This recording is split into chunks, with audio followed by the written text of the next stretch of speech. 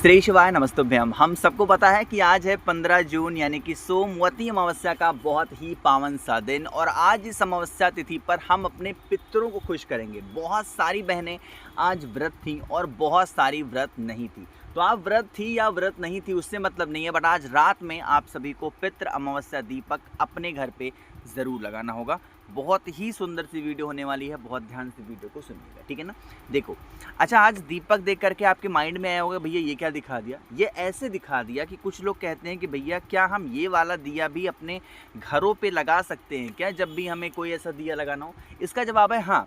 ज़रूरी नहीं है कि अगर आपको मिट्टी का दिया नहीं मिल पाता है तो आप दीपक ही नहीं जलाओगे, नहीं, आप ऐसा वाला दिया भी लगा सकते हो, कोई दिक्कत नहीं, ठीक। पहली चीज़। दूसरी चीज़, आप जैसा ये वाला दिखाया ऐसा भी ले सकते हो या फिर ये वाला भी दिया जला सकते हो, या फिर मिट्टी का हो, आटे का बना लो, जो भी दिया हो आप लगा सकते हो। सबसे बड़ा सवाल होता है कि ठीक है लगा तो सकते हैं, बट ये दिया हम लगाएंगे कहाँ पर। इसका स्थान होगा छत पर, ठीक। जिनका अपना घर है वो तो छत पर लगाओगे ही लगाओगे, लेकिन कुछ ऐसे हैं जो किराए के घर में रहते हैं, ठीक। कितने लोग ऐसे हैं जो किराए के घर में रहते हैं, एक बार नीचे कमेंट सेक्शन बताइएगा, ठीक है। आप लोग के लिए एक ऐसा उपाय बताऊंगा कि आपका कुछ ही दिनों में घर बन सकता है ना। तो छत पर कैसे लगाना है, जैसे मान लो कि ये आपके घर का छत है, ठीक। एक मिनट, कुछ बना दूं वरना फिर कंफ्यूज होते। ये एक कोना होता है, दूसरा कोना, तीसरा कोना, चौथा कोना, ठीक। आपके छत का जो मध्य भाग होगा, जिसको मैं काले रंग से पेंट कर रहा हूं, ये वाला, इसी स्थान पर आपको दीपक को रखना होगा, ठीक है ना। दीपक के नीचे कोशिश करेंगे काला तिल मिल जाए, कोई भी काला सामान, जैसे कि काली उड़द मिल जाए, काला तिल मिल जाए, पीली सरसों मिल जाए, है ना, ऐसे रख देना। और उसी के ऊपर दिए को रखना। दिया गोल लगाना हो गोल लगाओ, लंबी लगाना हो लंबी लगाओ, चौमुखी लगाना हो चौमुखी लगाओ, पंचमुखी लगाना है तो पंचमुखी लगाओ, उसमें कोई दिक्कत नहीं है, ठीक है ना। लगाना, लगाने के बाद में यह विनती करते चलना है कि हमारे घर में सुख शांति समृद्धि रहे। देखो क्यों कह रहा हूँ सुख शांति समृद्धि। अगर आपके घर में परेशानियां हैं और आप बहुत पूजा पाठ कर रहे हो, उसका लाभ नहीं मिल पा रहा है, तो ये कहीं ना कहीं मतलब कहीं ना कहीं किसका लक्षण होता है, पितृदोष का होता है। जैसे कुछ लक्षण आपको याद दिला दूं, जैसे घर में बीमारियां बहुत ज़्यादा हैं, दवा असर नहीं करती है, पितृदोष का लक्षण है। आपके घर में बहुत ज़्यादा लोग लड़ाई झगड़े करते हैं, पितृदोष का लक्षण है। कमाई कम है, खर्चे बहुत ज़्यादा हैं, पितृदोष का लक्षण है। ऐसे ही जो लक्षण होते हैं ये पितृदोष के लक्षण होते हैं। तो इन चीज़ों का आपको विशेष ध्यान देना चाहिए। बातें क्लियर हो रही हैं क्या? चलिए, दीपक को लगा देना और दीपक लगाने के बाद में चुपचाप घर के अंदर चले आना, ठीक।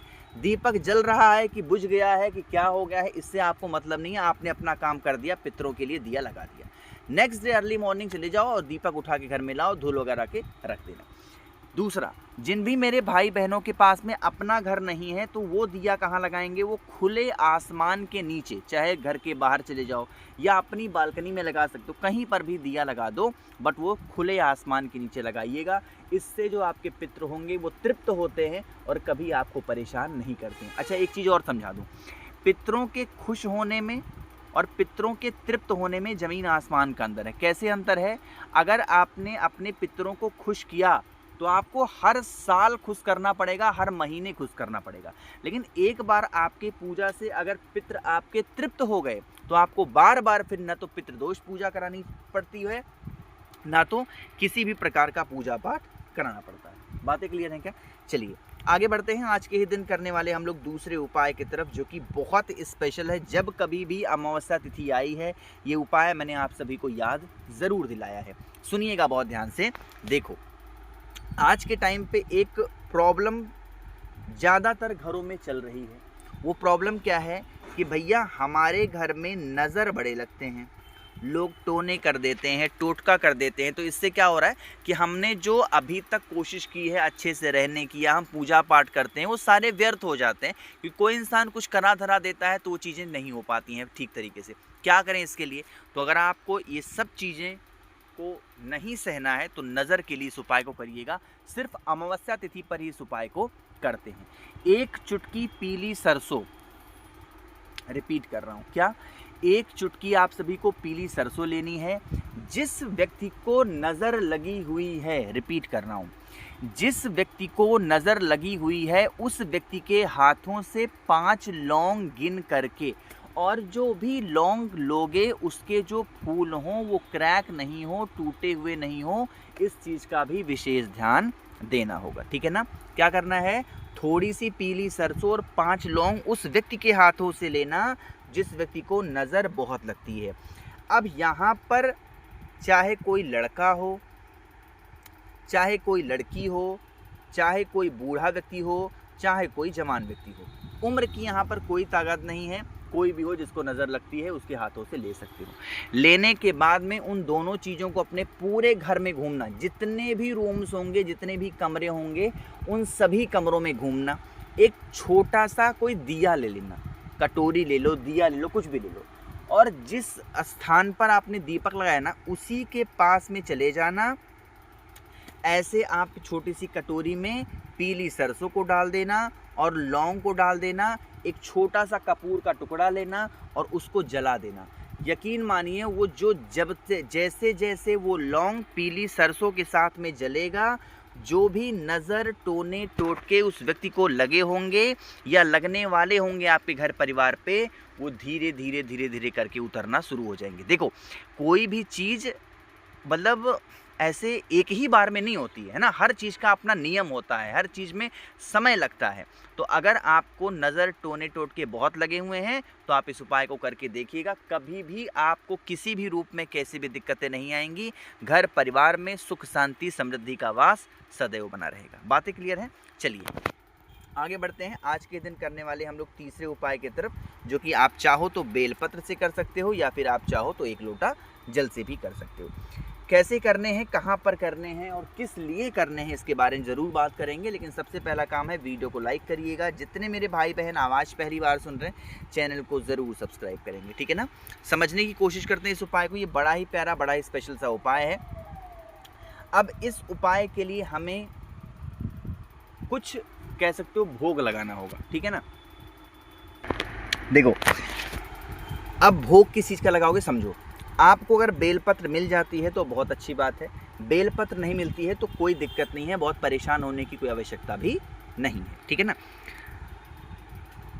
एक तांबे का पात्र, इस उपाय के लिए तांबे का पात्र होना अनिवार्य है। तो आपको 1 लोटा जल ले लेना। ठीक है ना। जल ले लिया, जल के अंदर 2 लौंग डालोगे। ये उपाय सिर्फ अमावस्या तिथि पर करते हैं, ध्यान रखिएगा। भोग लगाने से फ़ायदा क्या होगा, हमारे घर में अनचाही जो भी प्रॉब्लम्स आ जाती हैं, चाहे वो धन को लेकर के, चाहे वो व्यापार को लेकर के, चाहे वो नौकरी को लेकर के या फिर किसी भी चीज़ को लेकर के, तो आप इस उपाय को ज़रूर करेंगे। डाल दिया। जो बेलपत्र थी उस एक बेलपत्र को भोले बाबा के शिवलिंग के ऊपर चढ़ा दो।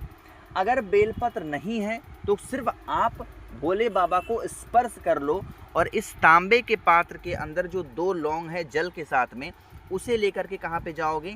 नियम समझो क्या होता है। नियम तो होता है कि हमें वट पेड़ के नीचे जाना चाहिए।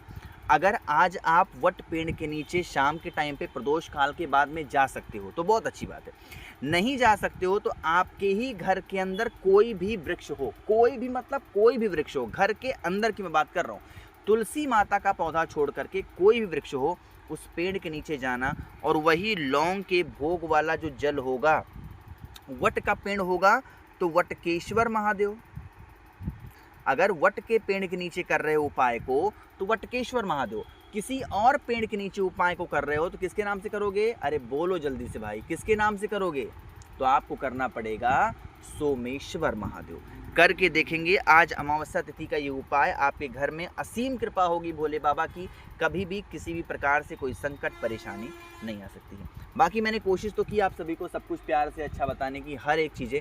कोई बातें क्लियर नहीं है, समझ में नहीं आती हैं, नीचे कमेंट सेक्शन में पूछें। मेरे जितने भाई बहन आवाज़ पहली बार सुन रहे हैं, चैनल को सब्सक्राइब करेंगे और वीडियो को लाइक सभी को करना है। श्री शिवाय, नमस्तुभ्यम।